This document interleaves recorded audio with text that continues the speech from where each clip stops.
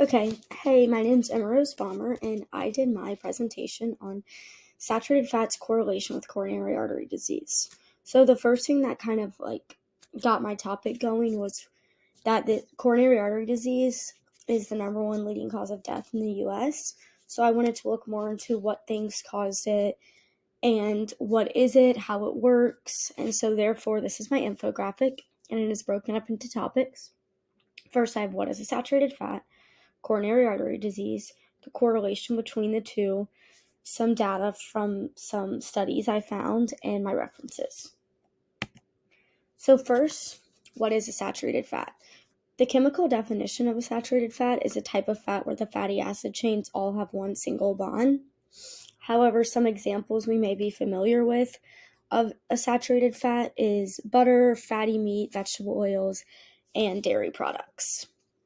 So that's what a saturated fatty acid is, or just a saturated fat, which we probably consume a lot more than we should in our diet. At least I know I'm constantly eating butter and vegetable oils and dairy products. Moving on to coronary artery disease. Here are just some fun facts I found about it. So coronary artery disease is a specific type of cardiovascular disease. One person dies every 34 seconds due to heart disease. How is it caused? Basically, what happens is the blood being pumped through the arteries hardens. The reason the blood hardens is due to the buildup of cholesterol. The National Library of Medicine states that one of the ways to limit coronary artery disease is to lower your consumption of saturated fats.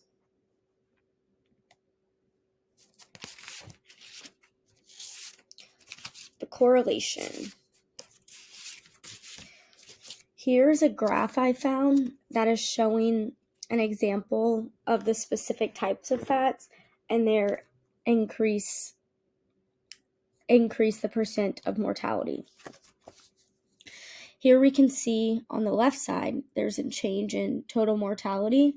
And then here on the graph, I hope you can see my cursor, we have trans fats, saturated fats, monounsaturated fats, and polyunsaturated fats.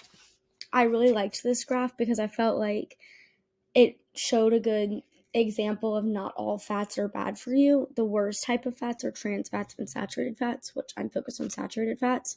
However, there are some healthier fats that lower your change in mortality, such as monounsaturated fats and polyunsaturated fats. But as we can see here, this graph is showing that the higher consumption of saturated fats and trans fats, the change in total mortality increases. Moving on to my data/evidence. So first, this graph is a study comparing heart disease across geographical locations, and the evidence shows the differences of rates is due to the percent of calories from saturated fats. Meaning, down here on this axis, we have the percent diet calories from saturated fats, and then on this other side, we have the incidence, which in this case, it's talking about the incidence of coronary artery disease. So as we can see, there's specific countries such as East Finland, West Finland. They have a higher percent of diet calories coming from saturated fats. Therefore, the incidence of developing coronary artery disease or heart disease in general is higher. And then the American Heart Association recommends that the general population should consume about 5 to 6% of total calories from saturated fats. If you think about this in our daily lives, you're supposed to consume 2,000 calories a day, and about only 120 of those total calories should be from saturated fats. So out of all the 2,000 calories we consume, only 120 calories should be from our total calorie consumption, which is just only 13 grams of saturated fats. And the reason this is because of the correlation with coronary artery disease. The more consumption of saturated fats, the higher your cholesterol is, and the higher chance of developing coronary artery disease is.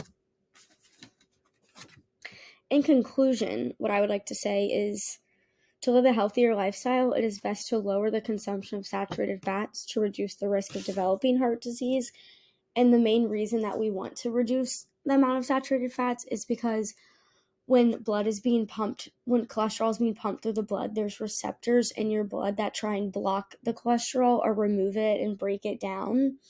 And so if you're just constantly consuming high intakes of cholesterol, or if you're constantly consuming high intake of saturated fats, the more cholesterol that's being pumped through your blood, the harder it is for the receptors to do your job, which causes a buildup, and then a buildup of plaque occurs, which can increase your chance of getting coronary artery disease. Especially if you already have a heart disease, you want to make sure you're not intaking foods that are going to be increasing your cholesterol. That's the conclusion I have in the correlation between the two. But everything is good in moderation overall. Just make sure that you're watching what you're eating and you're also eating foods that you enjoy. Here are my references.